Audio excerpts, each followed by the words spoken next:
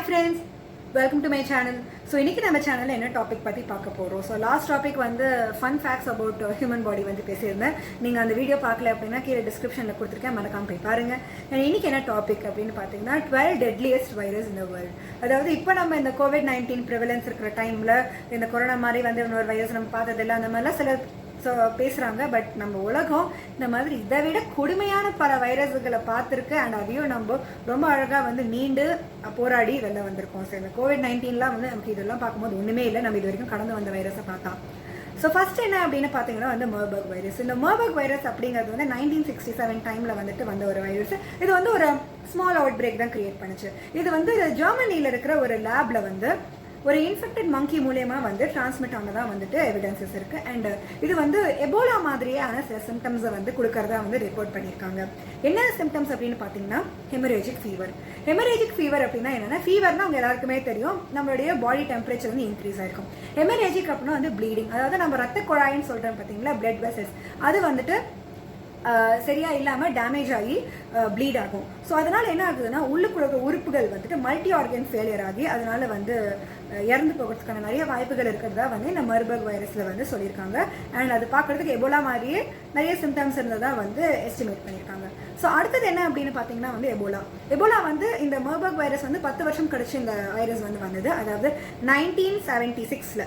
So இதுல என்ன இருக்கு அப்படின்னு பார்த்தீங்கன்னா, இப்போ நான் சொன்னேன் இல்லைங்களா, ஸோ அதே மாதிரி ஏன்னா எபோலா ஹெமரேஜிக் ஃபீவர் அப்படின்னு சொல்லிட்டு வந்திருக்கு. Same bleeding, increase in temperature, multi organ failure, and அதை ட்ரீட் பண்ணாமல் விட்டால் வந்து அவங்களோட இறந்து போகிறதுக்கு வந்து ரொம்ப நிறைய வாய்ப்புகள் இருந்திருக்கு. அண்ட் இதில் டிரான்ஸ்மிஷன் பார்த்தீங்கன்னா வந்துட்டு பிளட் டு பிளட் கான்டாக்ட் இல்லை எனி டிஷ்யூ, கண்டாமினேட்டட் டிஷ்யூ மூலயமா வந்துட்டு ட்ரான்ஸ்ஃபர் ஆயிருக்கு. ஸோ இதுக்கு வந்து என்ன ட்ரீட்மெண்ட் பண்ணாங்க, ஃபர்ஸ்ட் பார்த்தீங்கன்னா சப்போர்ட்டிவ் தெரப்பி. இப்போ நான் சொன்னேன் இல்லைங்களா, ப்ளீடிங் நிறைய இருக்குன்னு. ஸோ அந்த உள்ள இருக்கிற ப்ளீடிங்னாலே இறந்து போயிடுவாங்க. ஸோ அதனால வந்து பிளட் டிரான்ஸ்ஃபியூஷன் பண்ணியிருக்காங்க. அண்ட் இப்போ அவங்களுக்கு ஃபீவர் இருக்குன்னா அதுக்கேற்ற மாதிரியான மாத்திரைகள் கொடுத்துருக்காங்க. ஸோ ஃபர்ஸ்ட் அதுக்கு பர்ஃபெக்டான மெடிசன் இல்லாமல் அவங்க என்ன சிம்டம்ஸ் காமிச்சாங்களோ அதுக்கேற்ற மாதிரி ட்ரீட்மெண்ட் தான் வந்து எபோலாக்கு பண்ணியிருக்காங்க. ஸோ அதான் நம்ம உலகம் பார்த்த 2வது டெட்லியஸ்ட் வைரஸ். 3வது வைரஸ் என்ன அப்படின்னு பார்த்தீங்கன்னா, இன்னும் நம்ம நாட்டில் இது இருந்துட்டு தான் இருக்குது, அதாவது ரேபீஸ். ஸோ இது வந்து நம்ம இந்தியாலையும் சரி ஆப்பிரிக்கன் கண்ட்ரிஸ்லையும் சரி நம்ம இன்னும் வந்து இதனால நிறைய பேர் அஃபெக்ட் ஆகிட்டே தான் இருக்காங்க. அண்ட் உங்களுக்கே தெரியும், இதோட நாய்க்கிட்ட இருந்து அது மூலயமா நமக்கு வர ஒரு வைரஸ் டிரான்ஸ்மிஷன் நாய்க்கடி மூலியமா. ஸோ இது என்ன ப்ராப்ளம் இல்லை பேசிக்கான்னு பார்த்தீங்கன்னா, அது கரெக்டாக நம்ம பிரெயினை போயிட்டு அஃபெக்ட் பண்ணுது, நம்ம ஹையர் சென்டர். ஸோ எப்பவுமே பிரெயினில் வந்து ஏதாவது ஒரு டேமேஜ் இருந்ததுன்னா அது பெரும்பாலானது வந்து ரிப்பேர் பண்ணுறது வந்து கஷ்டம். ஸோ நம்ம மற்ற பார்ட்ஸை விட பிரெயின் வந்து கொஞ்சம் சென்சிட்டிவான ஆர்கன். ஸோ அது கொஞ்சம் ரிப்பேர் பண்ணிக்கிறது வந்து கொஞ்சம் ஒரு ரிப்பேர் ஆகும், பட் ஆனால் கொஞ்சம் டிஃபிகல்ட்டான ஒரு சுச்சுவேஷன் தான். ஸோ அதனால தான் வந்து உடனே வந்து நம்ம ரேபீஸ்க்கு வந்து வேக்சின் போட்டு ட்ரீட் பண்ணலன்னா அவங்க 100% இறந்து போகிறதுக்கு வாய்ப்புகள் இன்னும் நிறைய இருக்கு. ஸோ அதனால பிரெயினில் வந்து அது வந்து ஒரு பெரிய ஒரு இம்பாக்டை வந்து கொடுத்துருது இந்த ரேபீஸ் வைரஸ். ஸோ அடுத்து என்ன வைரஸ் அப்படின்னு பார்த்தீங்கன்னா வந்து ஹெச்ஐவி. ஸோ இந்த ஹெச்ஐவி வைரஸ் வந்து 1 இல்லை 2 இல்லைங்க, 32 மில்லியன் பீப்புள் வந்து இதனால வந்து இறந்து போயிருக்காங்க. அண்ட் பரவலாக நம்ம நாட்டிலும் சரி பல நாடுகளில் வந்து இது வந்து ஒன்றும் இருந்துட்டு தான் இருக்கு. இதுக்கு இனி வரைக்கும் ஒரு பெர்ஃபெக்டான ஒரு வேக்சின் வரல. ஆன்டி ரெட்ரோவைரல் ட்ரக்ஸ் மட்டும் கண்டுபிடிச்சிருக்காங்க. ஸோ அதை வச்சு தான் வந்துட்டு ஹெச்ஐவி பாசிட்டிவ் பேஷண்ட் வந்து பல வருஷங்கள் அவங்களால வாழ முடியுது. ஸோ ஹெச்ஐவி வந்து உள்ள வந்து 10 வருஷம் கழிச்சு கூட சிம்டம்ஸ் வரலாம். இன்னைக்கு ஒருத்தவங்களுக்கு அஃபெக்ட் ஆகி கூட அந்த வைரஸ் என்டர் ஆகி 10 இயர்ஸ் அது வந்து கவர்மெண்ட் உட்காந்துட்டு இருக்கும், திடீர்னு வந்து வரும். பட் அந்த ஹெச்ஐவி வந்து அதை மெயின்டைன் பண்ணுறதுக்கு இந்த ஆன்டி ரெட்ரோவைரல் ட்ரக்ஸ் தான் வந்து நம்ம யூஸ் பண்ணிட்டு இருக்கோம். ஏன்னா எய்ட்ஸாக மாறிடுச்சுன்னா ரொம்ப சிவியர்லி இம்யூனோ காம்ப்ரமைஸ்ட் ஆகிடுவாங்க. அவங்களால ஒரு சின்ன ஃபீவர் கோல்டு எதையுமே தாங்கிக்க முடியாது. ஸோ உங்களுக்கே தெரியும் ஹெச்ஐவி எப்படி டிரான்ஸ்மிட் ஆகுதுன்னு சொல்லிட்டு, ஏகர் பாலியல் தொடர்பு மூலியமாவோ இல்லை ஏதாவது ஒரு பிளட் கான்டாக்ட் மூலியமாவோ வந்துட்டு இந்த வைரஸ் வந்து டிரான்ஸ்மிட் ஆகுறதா வந்து சொல்லியிருக்காங்க. அதனால தான் இன்னி வரைக்கும் வந்து பிளட் டிரான்ஸ்ஃபியூஷன்லையும் சரி எனி பிளட் ப்ராடக்ட் வந்து இப்போ யாருக்காவது டிரான்ஸ்ஃபர் பண்ணுறவங்க இல்லை யூஸ்டு நீடில்ஸ் இருந்தால் சரி எல்லாமே ரொம்ப ப்ரிகாஷன்ஸோட இன்னி வரைக்கும் பண்ணுறதுக்கான முக்கியமான ரீசன் வந்து ஹெச்ஐவி தொற்றை வந்து குறைக்கணும் அப்படின்னு தான். ஸோ அடுத்து என்ன வைரஸ் அப்படின்னு பார்த்தீங்கன்னா ஸ்மால் பாக்ஸ். இந்த பெரியம்மை அப்படிங்கிறது இருக்கிறதுல எனக்கு தெரிஞ்சு கொரோனா விட இவங்கள அளவுக்கு இம்பாக்ட் வந்து நம்ம பார்த்துருக்கோம் அண்ட் மீண்டு வந்திருக்கோம். இது ஆக்சுவலி 1980s டைமில் வந்துட்டு world is free from this small box அப்படின்னு சொல்லியிருக்காங்க. பட் இது இன்னைக்கு நேரத்தில் நடக்கலங்க, 1000 வருஷமா இதுக்காக போராடி இருக்காங்க. அண்ட் இதுக்கான வேக்சின்ஸ் கூட நம்ம கிட்ட வந்திருக்கு. அண்ட் இது மேலே 2 வைரஸ் வந்து இதுக்கு வந்து இந்த ஸ்மால் பாக்ஸ் வருது. அண்ட் இது எப்படின்னு பார்த்தீங்கன்னா, இந்த ப்ரிவலன்ஸ் இப்போ 3 பேர் வந்து இந்த ஸ்மால் பாக்ஸில் அஃபெக்ட் ஆயிருக்காங்க, அதில் ஒருத்தர் நிச்சயமாக இறந்து போயிடுவாங்க. ஸோ அந்த மாதிரி வந்து நம்ம இது வந்து ஃபேஸ் பண்ணி வந்திருக்கோம். அண்ட் அது மட்டும் இல்லாமல் இதனுடைய சீரியஸ் இம்பாக்ட் என்னன்னு பார்த்தீங்கன்னா ஃபுல்லாக ஸ்கார் வந்துடும், தடியாக உடம்பு ஃபுல்லாக வீங்கிடும். அண்ட் அந்த வீக்கம்லாம் பார்த்தீங்கன்னா ரொம்ப திக்காக இருக்கும், அதுக்குள்ளே வந்து ஃப்ளூவிட் கலெக்ஷன் இருக்கும். அப்படியே அது ஆறி போனாலும் வந்து அந்த வடு வந்து போகவே போகாது. ஸோ ரொம்பவே ஒரு மனுஷன் வந்து கொடூரமாக இருக்குது இந்த வைரஸ். பட் அதுக்கு நம்ம வேக்சின் கண்டுபிடிச்சி இன்னி வரைக்கும் யாருக்குமே ஸ்மால் பாக்ஸ் இல்லை அப்படின்னு சொல்லிட்டு நம்ம தைரியமாக சொல்லலாம். ஏன்னா நம்ம கம்ப்ளீட்டாக வந்து இந்த வைரஸை எராடிகேட் பண்ணிட்டோம். ஸோ நெக்ஸ்ட் என்ன பார்த்தீங்கன்னா ஹேண்டா வைரஸ் அப்படின்னு சொல்லிட்டு இவங்க யார் அப்படின்னு பார்த்தீங்கன்னா ஹேண்டா பல்மரி சிண்ட்ரோம் அப்படின்னு ஒன்று இருக்குது. இதை 1993 வந்து கண்டுபிடிச்சிருக்காங்க. அதாவது யூஎஸ்ல வந்து ஒரு வீட்டில் நல்ல ஒரு ஃபேமிலி, அப்பா அம்மா குழந்தைங்க இருக்கிற ஒரு ஃபேமிலியில் வந்துட்டு திடீர்னு பார்த்தீங்கன்னா ஒரு நாள் வந்து அவங்களால வந்து சரியாக மூச்சு விட முடியல, ஒரே நாள் அவங்க இறந்து போயிடுறாங்க. ஸோ அப்புறமா போய் கண்டுபிடிச்சி பார்த்துருக்காங்க, அவங்க வீட்டில் வந்து ஒரு மவுஸ் இருந்திருக்கு, அந்த மவுஸ்க்கு வந்து இந்த ஹேண்டா வைரஸ் இருந்திருக்கு. ஸோ அது மூலயமா இவங்களுக்கு வந்து ஸோ இது மனுஷனுக்கு வந்து டிரான்ஸ்மிட் ஆகாமல் இந்த மாதிரி ஒரு இன்ஃபெக்டடான ஒரு மவுஸ் கிட்ட வந்து டிரான்ஸ்மிட் ஆனதாக வந்து யூஎஸ்ல வந்து 1993 சொல்லியிருக்காங்க. அண்ட் ஆல்மோஸ்ட் 600 பேர் வந்து இதனால இந்த ஹேண்டா வைரஸ்னால எஃபெக்ட் ஆயிருக்கிறதா வந்துட்டு அப்போ ரிப்போர்ட் சொல்லுது. அண்ட் நெக்ஸ்ட் என்ன வைரஸ் அப்படின்னு பார்த்தீங்கன்னா வந்துட்டு influenza virus. So influenza virus வந்துட்டு ஆல்மோஸ்ட் 5 lakh people வந்து இதனால அஃபெக்ட் ஆயிருக்காங்க. அண்ட் இதனுடைய சிம்டம்ஸ் இப்போ நம்ம பார்க்குற COVID-19 சிம்டம்ஸும் மோர் ஆர் லெஸ் சிமிலர். அதாவது flu like symptoms like dry cough, கான்ஸ்டண்ட்டாக இரும்புறது, அண்ட் ஃபீவர் வருது, அண்ட் டீஹைட்ரேஷன். இதில் முக்கியமாக ஒரு பாயிண்ட் என்னென்னு பார்த்தீங்கன்னா சிவியராக அந்த டீஹைட்ரேஷன், பாடியில் இருக்கிற ஃப்ளூயிட்ஸ்லாம் வந்து நிறைய போயிடுறது, அண்ட் அவங்களால வந்து சரியாக மூச்சு விட முடியாது. ஸோ ஷார்ட்னஸ் ஆஃப் பிரெத் இருக்கும். ஸோ இந்த மாதிரியான ஃப்ளூ லைக் சிம்டம்ஸ் இப்போ என்னெல்லாம் சிம்டம்ஸ் சொல்கிறாங்களோ COVID-19, ஸோ அதே மாதிரி சிமிலர் சிம்டம்ஸ் தான் வந்துட்டு இன்ஃப்ளூயன்சா வைரஸ்க்கும் வந்து இருந்ததாக வந்து ரிப்போர்ட் பண்ணியிருக்காங்க. அண்ட் இதுக்காக வந்துட்டு 2 சூப்பரான ஒரு வேக்சின்ஸ் வந்து கண்டுபிடிச்சி நம்ம வந்து யூஸ் பண்ணிட்டு தான் இருக்கோம். ஸோ இந்த வேக்சின்ஸ் என்னன்னு பார்த்தீங்கன்னா வந்து எப்பவுமே வேக்சின் தயாரிக்கும் போது 2 விதமாக தயாரிப்பாங்க. ஒன்று வந்து லைவ் வேக்சின், ஒன்று வந்து கில்டு வேக்சின். லைவ் வேக்சின் என்னன்னா இப்போ அந்த ஒரு வைரஸ் இருக்குன்னா அதனுடைய விருலன்ஸ், அதாவது அதனுடைய தன்மையை வந்து குறைச்சு இப்போ 100% அதுக்கு எஃபெக்ட் இருக்குன்னா அது ஒரு 1%, 2% ஆக்கி அதை வந்து உடம்புக்குள்ள செலுத்திக்கிறது. இப்போ அப்போ தான் நம்ம உடம்பு வந்து ஆன்டிபாடிஸ் வந்து தயாரிக்கும். அது வந்து லைவ் வேக்சின், அதாவது வைரஸை உயிரோட உடம்புக்குள்ள செலுத்திக்கிறது. அதாவது கம்மி விருலன்ஸ்ல அதோடைய தன்மை வந்து கம்மியாக இருக்கும். இதுவே வந்து கில்டு வேக்சின்னா அந்த வைரஸை வந்து சாகடிச்சு நம்ம உடம்புக்குள்ள செலுத்திக்கிறது. ஸோ அந்த மாதிரி 2 டைப் ஆஃப் வேக்சின்ஸ் வந்து நம்ம தயாரிச்சிருக்காங்க. ஸோ வந்து ஃப்ளூ ஷாட் அப்படின்னு சொல்றாங்க. ஃப்ளூ ஷாட் அப்படிங்கிறது வந்துட்டு டைரெக்டாக வந்து நம்ம வந்து இன்ஜெக்ட் பண்ணிக்கிட்டு ஒரு வேக்சின், அது வந்து ஒரு கில்டு வேக்சின்.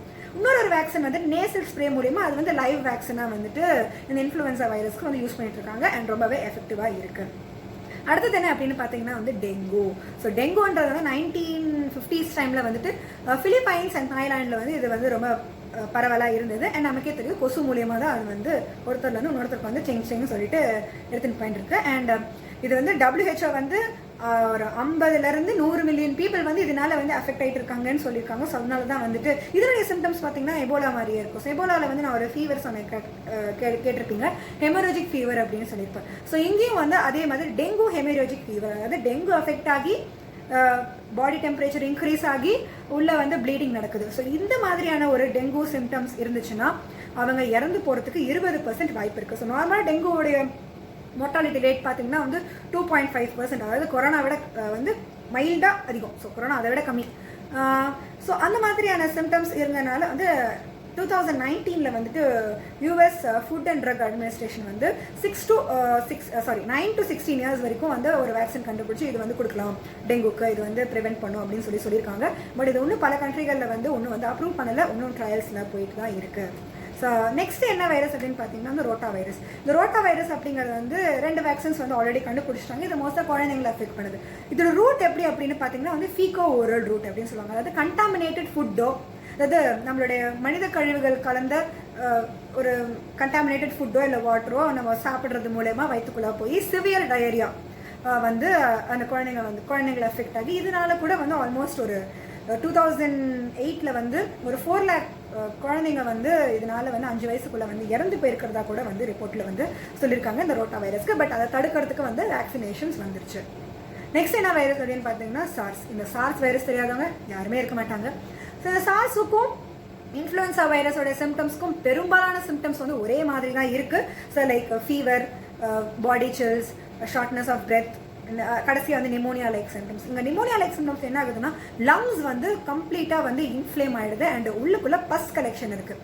நம்ம லங்ஸில் வந்து சின்னதாக வாட்டர் ட்ராப்லெட் போனால் கூட அதெல்லாம் தாங்கிக்க முடியாது. ஏன்னா கம்ப்ளீட்டாக அது ஏர் தான், அதுக்குள்ள ஒரு ஏர் பேக் மாதிரி, அதில் வாட்டர் போச்சுனாலே தாங்கிக்காது. அது உள்ள பஸ் கலெக்ஷன் இருந்தால் எவ்வளோ டிஃபிகல்ட்டாக இருக்கும் ப்ரீத் பண்ணுறதுக்கு. ஸோ அங்கே தான் வந்துட்டு இந்த சார்ஸ் வைரஸ் வந்திருக்கு. இந்த சார்ஸ் வைரஸ் வந்து 2002 சைனாவில் வந்திருக்கதா சொல்லியிருக்காங்க. ஸோ அதே மாதிரி தான் வந்து இன்னொரு வைரஸும் வந்து இப்போ நம்ம பார்க்குறோம். ஸோ இதான் வந்து 11th வைரஸ், அதாவது COVID-19 கொரோனா வைரஸ். ஸோ இது ஒரு type of SARS virus. And இதனுடைய மோர்டாலிட்டி ரேட் பார்த்தீங்கன்னா வந்து 2.3, பட் இப்போ வந்து கொஞ்சம் இன்க்ரீஸில் தான் போகுது. So which is literally bad. But compared to other viruses COVID-19 is அவ்வளோ பெரிய நம்ம பயப்பட வேண்டியதுக்கு அவசியமே கிடையாது.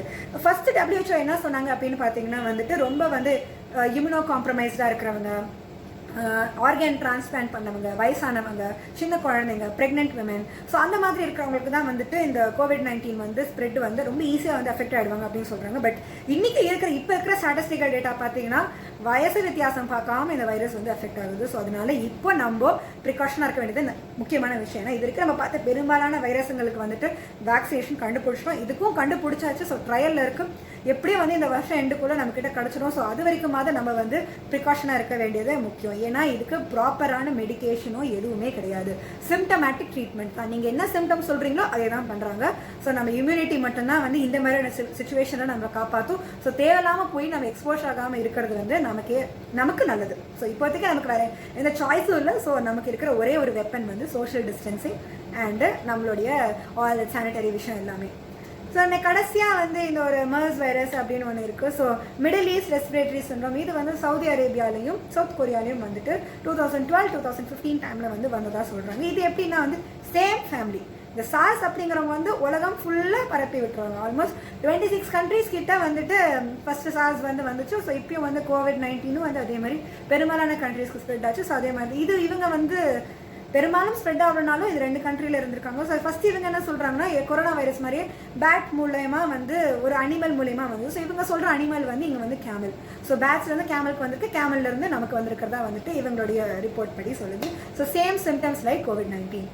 ஸோ இதை பற்றி நான் ஏன் முக்கியமாக பேசுகிறேன் அப்படின்னு பார்த்தீங்கன்னா, எல்லாரும் கொரோனா ரொம்பவே நம்ம ப்ரிகாஷனாக இருக்கணும், இந்த மாதிரி ஒரு வைரஸ் நம்ம நாடு பார்த்ததே இல்லை அப்படின்னா சொல்கிறாங்க. ஒன்றுமே இல்லை, நம்ம உலகம் இதை விட நிறைய டெட்லியஸ்ட் வைரஸை பார்த்து மீண்டு வந்திருக்கும். ஸோ நமக்கு அந்த தன்னம்பிக்கையும் திறமையும் மூளையும் நம்ம உலக மக்கள்கிட்ட நிறையவே இருக்குது. ஸோ நம்ம இந்த டைமில் கொஞ்சம் பாதுகாப்பாக இருந்தோம்னா அதுவே போதும். ஸோ இதோட இந்த வீடியோவை நான் வந்து முடிக்கிறேன். ஸோ இந்த வீடியோ பிடிச்சிருந்துச்சுன்னா மறக்காம லைக் பண்ணுங்கள், உங்கள் ஃப்ரெண்ட்ஸ் ரிலேட்டிவ்க்கு ஷேர் பண்ணுங்கள், என் சேனலை மறக்காமல் சப்ஸ்கிரைப் பண்ணுங்கள். ஏன்னா அப்போ நான் போடுற வீடியோஸ் உடனே கூட உங்களை தேடி வரும். அண்ட் இன்னொரு இன்ட்ரெஸ்டிங்கான ஒரு இன்ஃபர்மேட்டிவான டாப்பிக்கில் உங்களை வந்து மீட் பண்ணுறேன். Until then, it's bye from me, Sneha. Tata. Have a nice day. Bye-bye.